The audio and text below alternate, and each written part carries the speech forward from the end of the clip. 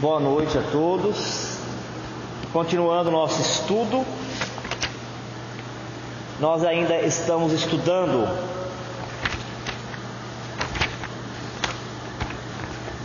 a parábola A Candeia e vamos recomeçar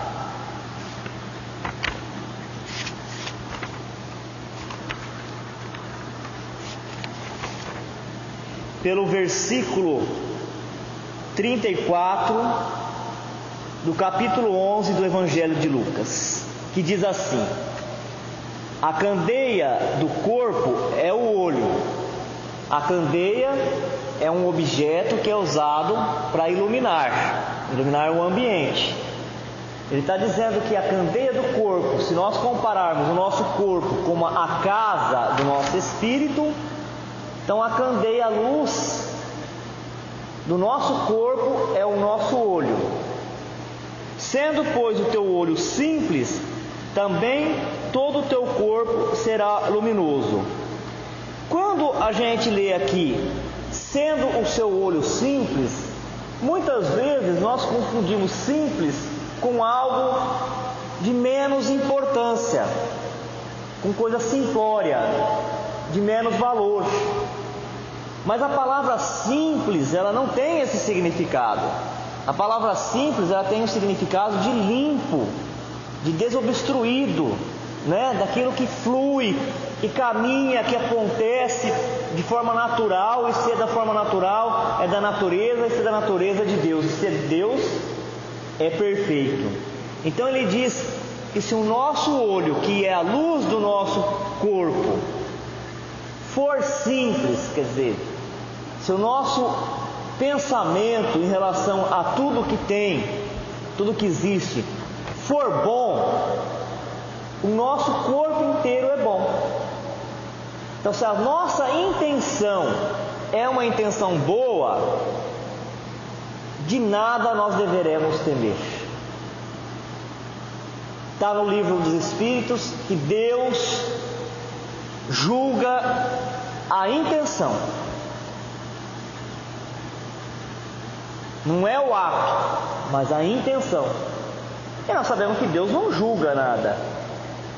Ele criou leis para colocar ordem no universo, leis para colocar ordem nas nossas relações, para a gente não avançar o sinal, para a gente não sair do limite do respeito, da compaixão, que é a lei da causa e efeito.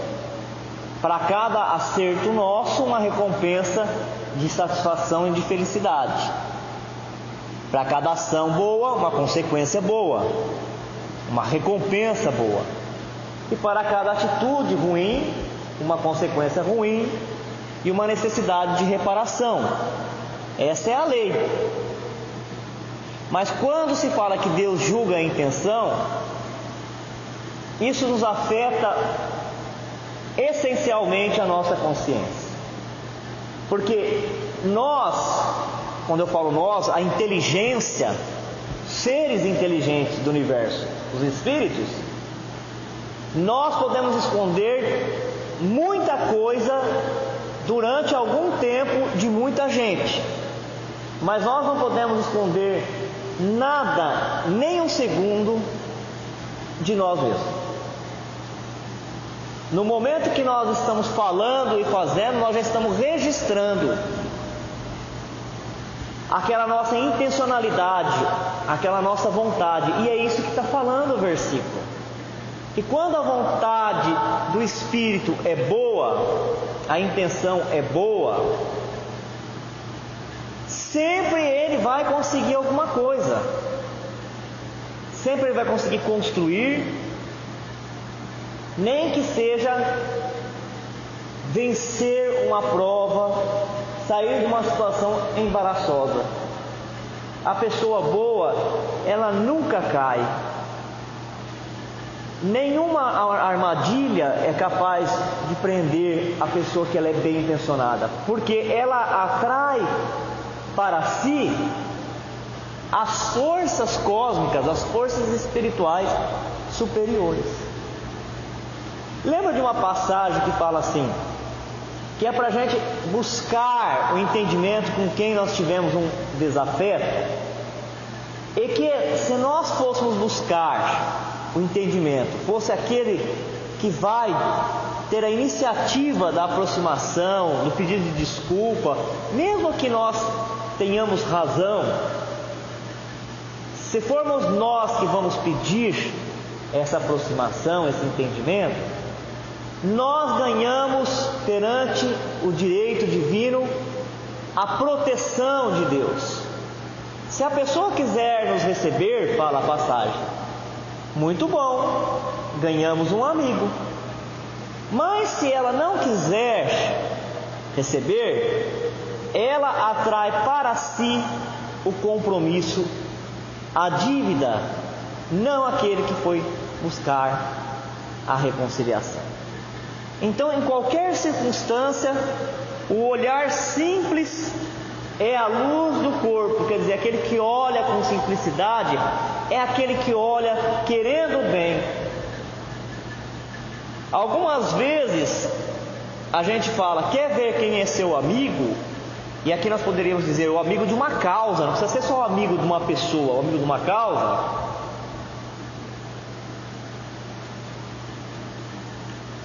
Você vai descobrir quem é teu amigo nos momentos de dificuldade. Quando você estiver passando por grande dificuldade, aí você vai saber quem é teu amigo. Vocês já não ouviram falar isso? Mas nós já ouvimos falar diferente. Nós ouvimos falar diferente disso, e que vem muito ao encontro do que nós estamos estudando aqui. Ele fala, quer descobrir quem verdadeiramente é seu amigo? Convide a pessoa para ir à sua casa e fale para ela das suas vitórias. Fale para ela das coisas que você já está conseguindo, de como que você está feliz, de como que você está satisfeito. Se ela ficar feliz com a sua felicidade, ela é seu amigo. Porque no momento de dificuldade, todo mundo se torna de repente sensibilizado, bondoso, para parecer superior daquele que está no momento de rebaixamento, de dificuldade, de constrangimento. Mas ser feliz com a felicidade, com a vitória do outro, é sinal de simplicidade. É essa simplicidade que ele está falando. É aquele que consegue ser feliz com a felicidade do outro. Parece que é uma coisa tão simples, né? Mas é uma raridade. É uma raridade ainda na Terra. Quer dizer que se é uma raridade, nós temos que trabalhar para levar toda a massa humana, a massa planetária, a ser assim, a se comportar assim.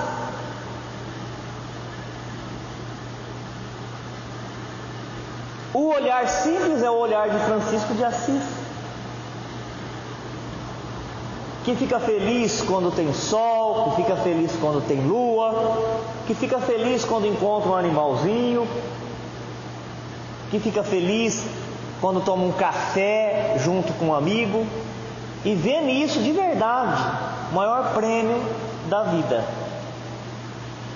Mas a pessoa que não tem um olhar simples, ela não tem luz no corpo, porque o olhar, quer dizer, o interesse dela sempre faz com que ela seja colocada numa situação de infelicidade, porque ela projeta algo que ela quer, e quando ela consegue, ela olha para o outro e ela sente vertigem, inveja e ciúmes com a conquista do outro. Ela deixa de desfrutar aquela coisa boa que ela está vivendo para trazer para si o mal-estar, o desconforto. Pergunta aos espíritos, Allan Kardec, qual é para vocês a definição de felicidade? Na Terra, como a Terra ainda está, felicidade é quem consegue viver todos os dias sem sentir ciúmes, sem sentir inveja e sem provocar a inveja. Esse pode se considerar um feliz na Terra. E que coisa? E ao contrário, quem é infeliz na Terra? Quem sente ciúmes e inveja. Por quê? Porque a vitória do outro sempre vai lhe causar vertigem, ele passa mal. Ao invés dele estar vivendo, experimentando ali, aquele momento dele, está tão gostoso aqui, o ventilador ligado, que gostoso, com a média de paz, ele está olhando para o outro, as coisas que o outro está conseguindo, está causando agitação dentro do seu coração, do seu espírito. É isso que ele está dizendo aqui. Que quando o nosso pensamento, a nossa intenção é de fazer o bem, de praticar o bem, é de ser feliz pelo bem que se faz, o nosso corpo inteirinho é iluminado, o nosso olhar é leve, é suave. Mas quando as nossas preocupações, elas são preocupações egoístas, orgulhosas, nós nunca estamos bem. Nunca estaremos bem. E aquela agitação na nossa alma, no nosso perispírito, causa uma sombra, e por meio dessa sombra tem as infiltrações, a entrada tanto dos pensamentos negativos dos encarnados, quanto as correntes doentias dos desencarnados. Mas se for mal, também o teu corpo será tenebroso. Olha só, o seu olho, os seus olhos é a candeia do corpo. Se ele for simples, todo o corpo vai estar iluminado. Mas se o olhar for mau, como que o olhar é mau? O olhar são dois olhos, o olho não é bom nem mau. Então o que pode ser mau? O sentimento, né? O pensamento e o sentimento da pessoa. Se ele for mau, o corpo inteiro será tenebroso. Porque nós vibramos, né? Nós vibramos. Vê que tem pessoas que chegam num ambiente, ela nem abre a boca, mas muda o ambiente. Aquelas coisas que pareciam tão difíceis, só da presença daquela pessoa, parece que as coisas vão ficando mais fáceis, vai chegando no entendimento. O que está acontecendo ali? O corpo da pessoa, o corpo espiritual e físico, ele irradia a luz, ele irradia a paz, ele irradia a tranquilidade, ele cria um portal para chegar às informações dos anjos do Senhor. E nós nos alimentamos disso, e nos fortalecemos e seguimos adiante. Se, pois, que a luz que em ti há não sejam trevas, se, pois, todo o teu corpo é luminoso, não tendo em trevas parte alguma, todo será luminoso, como quando a candeia te alumia com o seu resplendor. Lucas, capítulo 11, versículos de 34 e 36. O cristão deverá ser ele mesmo essa candeia por toda parte por onde ele passar. Essa candeia que, através da maneira de se expressar e de se portar frente aos acontecimentos do dia a dia, sem se revoltar, sem perder o equilíbrio, com esperança, ele traz através dos ensinamentos a luz que cada um que está ao seu redor precisa. Às vezes, uma palavra ela é capaz de salvar. E aquele que está falando aquela palavra, às vezes ele nem se dá conta de como que ele está sendo importante naquela fase da vida daquela pessoa que está ouvindo, mas ela está salvando aquela vida. Uma palavra. Então é isso que Jesus está nos conclamando. Nós que queremos seguir Jesus, que nos colocamos como cristãos, deveremos ser uma candeia. Onde que nós estamos, as pessoas ao nosso redor, ela tem que se sentir bem, ela tem que se sentir protegida, ela tem que se sentir que ela é amada por Deus através de nós, o cristão. O benfeitor Emmanuel assim se expressa a respeito da candeia do corpo. Atentemos para o símbolo da candeia. A claridade na lâmpada consome a força ou o combustível. Sem o sacrifício da energia ou do óleo, não há luz. Para nós, aqui, o material de manutenção é a possibilidade, o recurso da vida. Nossa existência é uma candeia viva. Olha o que nos diz Emmanuel. Estudando Jesus, tentando compreender Jesus, Emmanuel diz que a nossa vida é o combustível da candeia.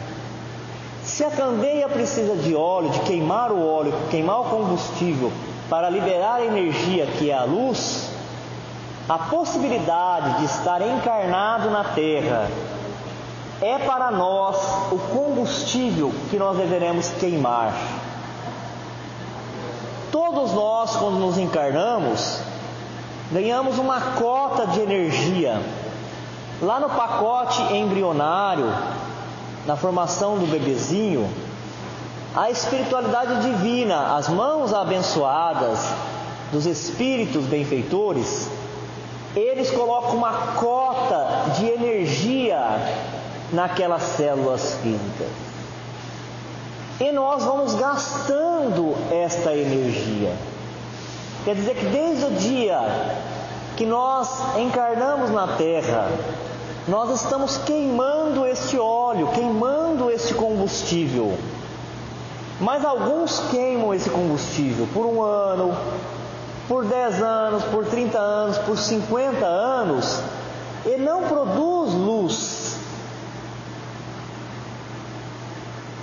Quando na verdade esse combustível que é a vida, que é a encarnação, deverá ser por todos nós queimado para produzir, para gerar a luz. Dizer que quando nós deixarmos a Terra, quando esgotar essa energia, nós deveremos sair da Terra melhor do que quando nós chegamos nela. Assim é que vai entender o benfeitor Emmanuel a respeito dessa passagem de Jesus da parábola da candeia. E ele segue dizendo: é um erro lamentável despender nossas forças sem proveito para ninguém, sobre a medida de nosso egoísmo, de nossa vaidade ou de nossa limitação pessoal. Coloquemos nossas possibilidades ao dispor dos semelhantes. Ninguém deve amealhar as vantagens da experiência terrestre somente para si. Cada espírito provisoriamente encarnado no círculo humano goza de imensas prerrogativas quanto à difusão do bem, se persevera na observância do amor universal. Prega, pois, as revelações do alto, fazendo-as mais formosas e brilhantes em teus lábios. Insta com parentes e amigos para que aceitem as verdades imperecíveis, mas não ouvides que a candeia viva da iluminação espiritual é a perfeita imagem de ti mesmo.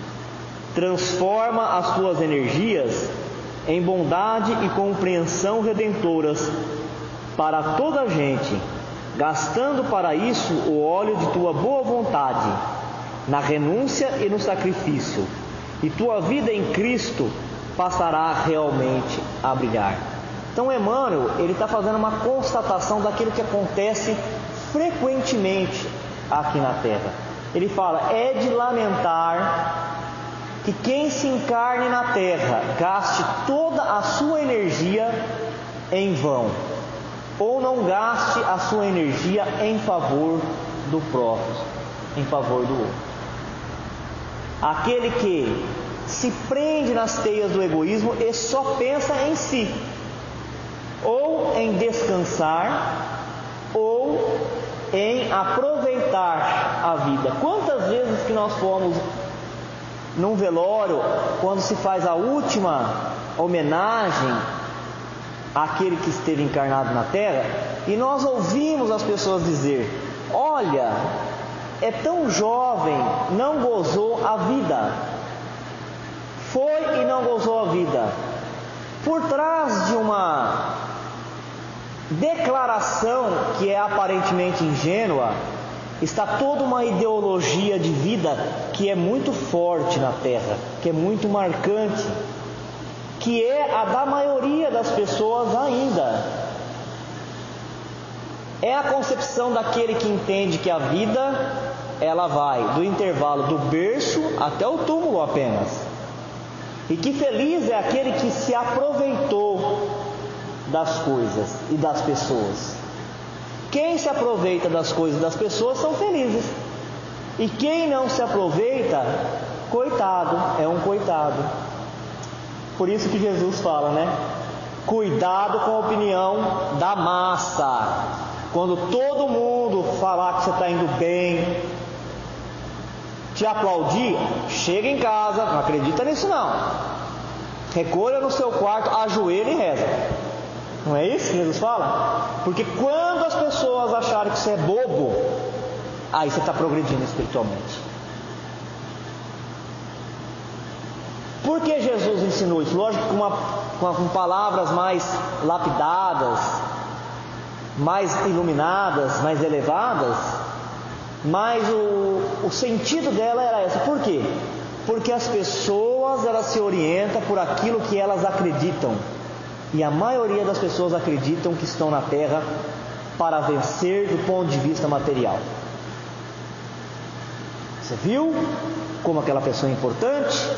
Você viu o carro dela? Você viu a conta bancária dela? Então ela prosperou.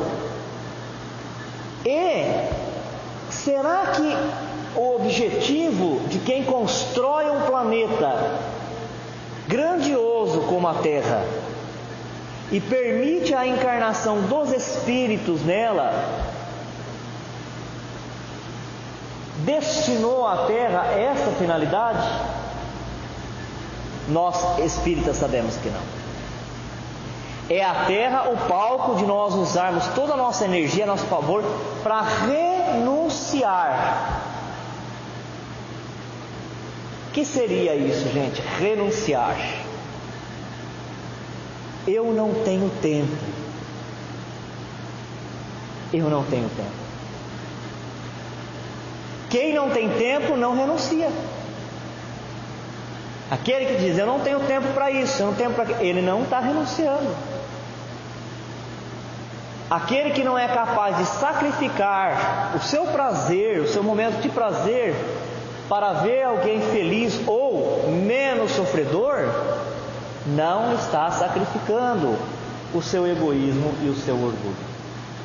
Você quer que alguma coisa na sua vida aconteça rápido? Diz o ditado. Peça para alguém que não tenha tempo. Se você pedir alguma coisa para quem não tem tempo, aquilo vai ser resolvido rapidamente. Porque ela não tendo tempo, ela resolve rápido, porque sabe que não vai ter outro momento para isso. Caso contrário, as coisas vão sendo proteladas, elas vão sendo empurradas com a barriga. Então Emmanuel, que está no mundo espiritual há algum tempo, outros espíritos que estão lá há algum tempo, eles nos dizem assim: todos os dias nós vemos irmãos deixando a terra pela via de desencarnação. E você sabe o que faz eles sofrerem? Não é as coisas que os outros fizeram de mal para eles, mas o arrependimento de não terem feito todo o bem que poderia fazer. Por isso que a casa espírita, ela é taxativa, né? Tem gente que para de vir na casa espírita por causa disso. Depois nos encontra e fala, eu gosto até de vocês, o ambiente é legal, o que vocês ensinam é legal. Mas aquele negócio de todo mundo ficar falando para mim que eu tenho que trabalhar, aquilo já está me incomodando. Ele não fala na orientação, você tem que trabalhar no bem, ajuda na sopa, vem ajudar no enxovalzinho da roupa, depois você faz um curso, vem ajudar a dar passe. Esse tipo de trabalho que nós falamos na casa espírita. Tá louco, eu vou lá para vocês me ajudar e vocês ficam pedindo para eu trabalhar? Então a doutrina espírita, ela é taxativa na prática da caridade, para que a gente não se iluda em mais essa encarnação, de ter ganho essa candeia com todo o combustível que a espiritualidade nos proporcionou, que é o corpo físico, a energia vital para fazer esse trabalho de melhoramento, de aprimoramento das virtudes, e muitas vezes a gente distrair e achar que nós viemos aqui para enriquecer do ponto de vista material apenas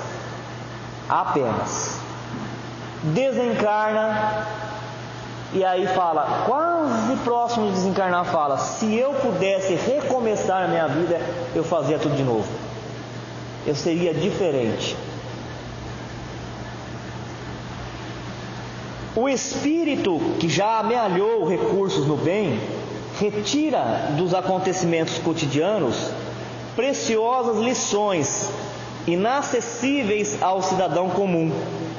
Isso acontece porque ele tem desenvolvido a visão interior, resultante das inúmeras experiências acumuladas ao longo das reencarnações. O centro coronário refugia a distância, consoante os valores intelectuais e morais incorporados ao seu espírito. Olha que coisa mais bonita isso aqui, gente. Ele fala assim, que o espírito que, encarnando e desencarnando várias vezes, que no percurso de várias encarnações, ele conseguiu se espiritualizar e entender isso daqui que nós estávamos estudando,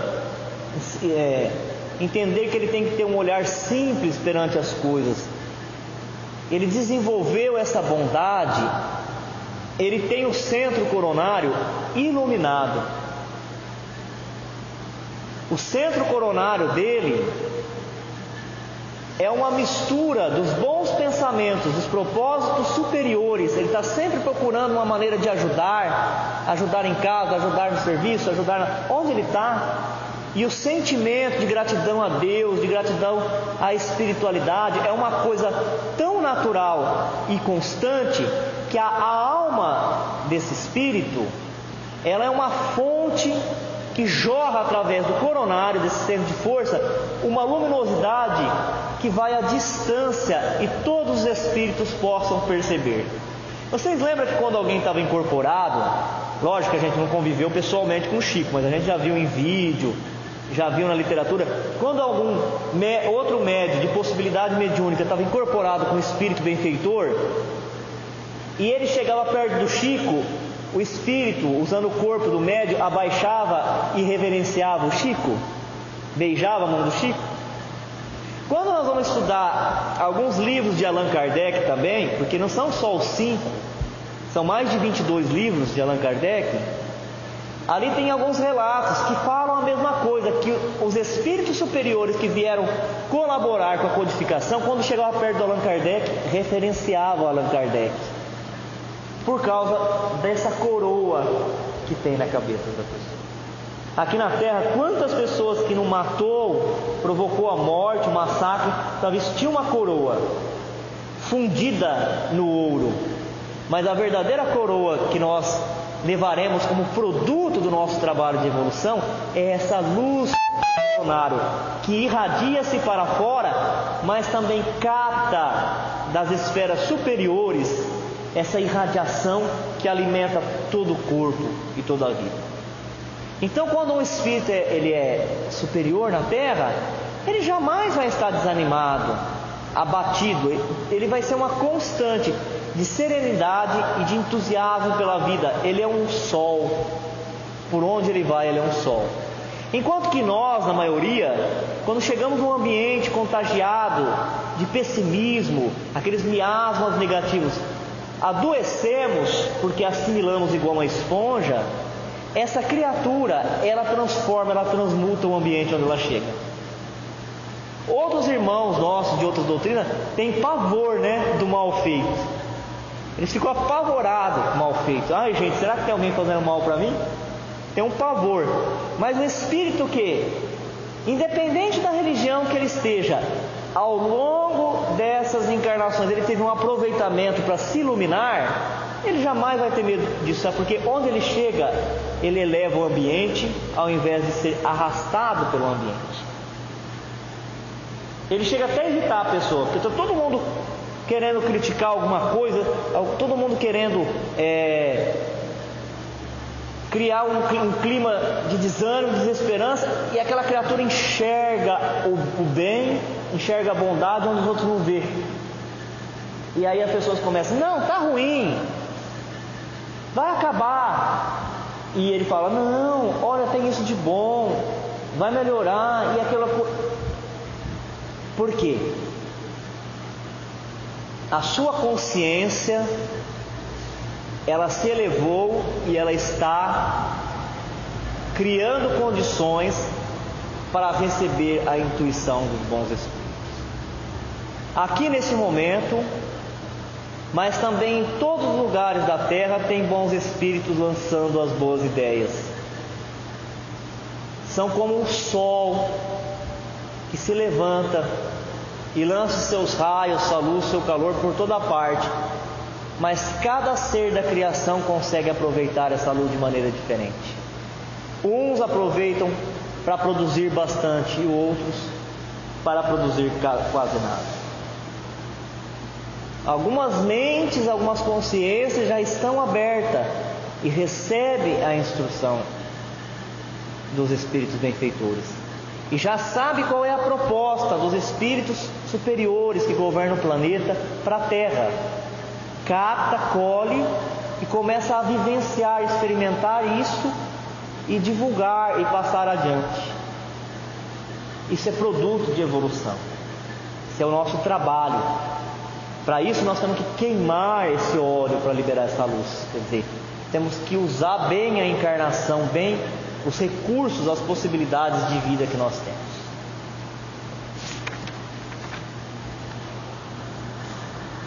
No que diz respeito ao centro coronário, esclarece André Luiz. Temos particularmente no centro coronário o ponto de interação entre as forças determinantes do espírito e as forças fisiopsicossomáticas organizadas. Então o espírito André Luiz, o médico André Luiz, ele diz que na nossa cabeça tem um centro energético, o centro coronário. Esse centro coronário, ele é a ponte entre as esferas superiores e o nosso corpo físico, as nossas células físicas, os nossos órgãos. Então, através do coronário, nós recebemos os bons fluidos e alimentamos a nossa alma e alimentamos todas as células do nosso corpo. É onde então a criatura se liga com o Criador. Por isso que desde a antiguidade se coloca a mão na cabeça da pessoa quando se quer o bem e abençoa. É instintivo isso, colocar a mão no centro coronário. E também é instintivo quando a pessoa ela tem uma vibração ruim, as pessoas não deixarem aquela criatura colocar a mão na cabeça. Ela tem uma repulsa, porque é esse centro um portal que se abre para os céus, colhendo as boas vibrações que vêm em forma de vida para todo o nosso corpo, e é por ele que nós colhemos bastante energia na hora do passe também, né? Como é que é o passe? Quem está dando passe, o passista coloca as pontas do dedo, porque por ali sai bastante energia, em direção, precisa tocar, em direção do coronário, e ele faz o trabalho automático, por si só, igual esse ventilador está girando, o centro coronário gira, assimilando essa energia, passando para a nossa alma e passando para todas as células do nosso corpo. Só que quando a energia ela vem de um espírito puro, ou de uma comunidade de espírito puro, elevada, como comunidades que vivem no sol, né, lançando esses raios de vitalidade, esse magnetismo para todos os outros planetas do sistema, quando ele chega puro. E depois, quando ele passa no nosso corpo, ele vai receber a qualificação do que nós estamos pensando e do que nós estamos sentindo. Se nós estamos aceitando aquela ajuda, com fé em Deus, com fé no futuro, com fé em nós mesmos, aquilo vira potencial energético. Senão, na hora que nós recebemos, já começamos a escurecer aquela força e a neutralizar a ação dela. Dele, quer dizer, do chakra coronário, do centro de força coronário, parte desse modo a corrente de energia vitalizante, formada de estímulos espirituais com ação difusível sobre a matéria mental que o envolve. transmitindo aos demais centros da alma os reflexos vivos de nossos sentimentos, ideias e ações, tanto quanto esses mesmos centros, interdependentes entre si, imprimem semelhantes reflexos nos órgãos e demais implementos de nossa constituição particular, plasmando em nós próprios os efeitos agradáveis ou desagradáveis de nossa influência e conduta. Olha que coisa interessante. Então ele fala que o centro coronário colhe as energias superiores e aí, dependendo do que nós estamos pensando e sentindo, é redistribuído para os outros centros de forças, e esse centro de força distribui para todas as outras células do nosso corpo, transmitindo o conforto ou o desconforto, o bem-estar ou o mal-estar. Por isso que a Joana de Anjos fala: o mal que te querem mal não te faz mal, mas o mal que está dentro de você, este te faz mal. Se alguém não te quer bem, não tem problema. Isso é um problema dessa pessoa. Ela está doente, ela precisa se corrigir.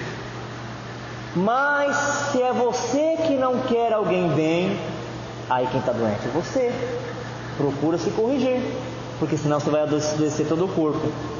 Em outra linguagem, não é o que Jesus fala na parábola aqui? A candeia do corpo é o olho. Sendo, pois, o teu olho simples, também todo o teu corpo será luminoso. Mas se for mau, também o teu corpo será tenebroso. Vê, pois, que a luz que em ti há não sejam trevas. Se, pois, todo o teu corpo é luminoso, não tendo em trevas parte alguma, todo será luminoso, como quando a candeia te alumia com o seu resplendor.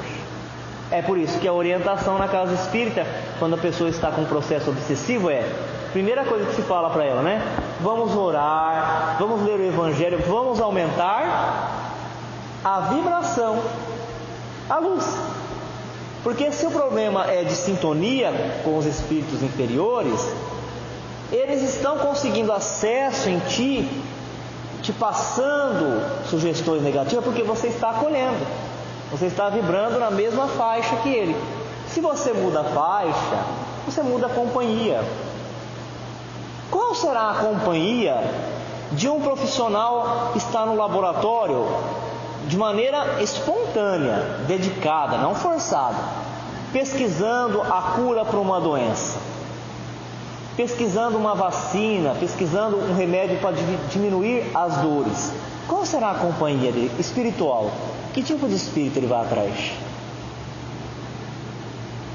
Qual será a companhia de alguém que está compondo uma música de um conteúdo elevado, nobre, ou alguém que está executando no piano, no violino, uma melodia e está ali de forma espontânea, de forma simples, com a alegria de estar ali? Quem será que ele atrai? Quem será que um médium atrai quando ele sai da sua casa e ele vai visitar uma pessoa que está doente, vai ajudar a dar um banho nessa pessoa, vai falar uma palavra amiga? Que espírito que vai acompanhar ele?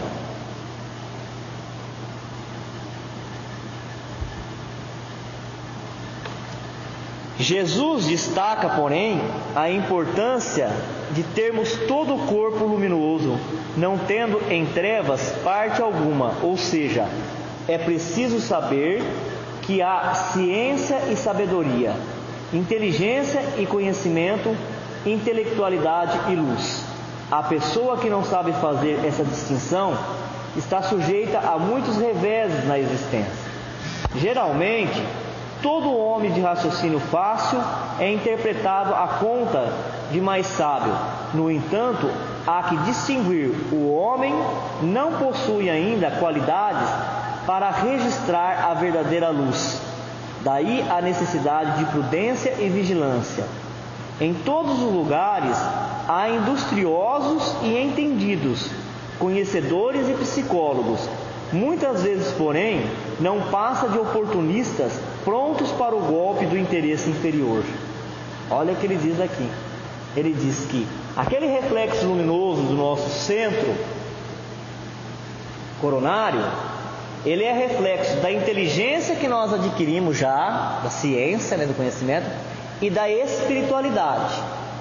Aí eles falam, mas não se iluda, porque na Terra as pessoas confundem a pessoa que tem facilidade para se expressar como sendo pessoa espiritualizada, O industrioso, quer dizer, aquele que sabe muita coisa, aquele que tem muitas habilidades, nós achamos que necessariamente são espíritos avançados.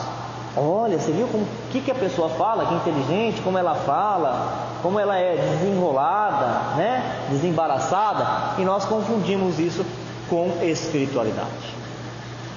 Outras coisas em relação a isso que nós aprendemos muito na prática, até em trabalhos mediúnicos com pessoas muito simples, nós já aprendemos isso.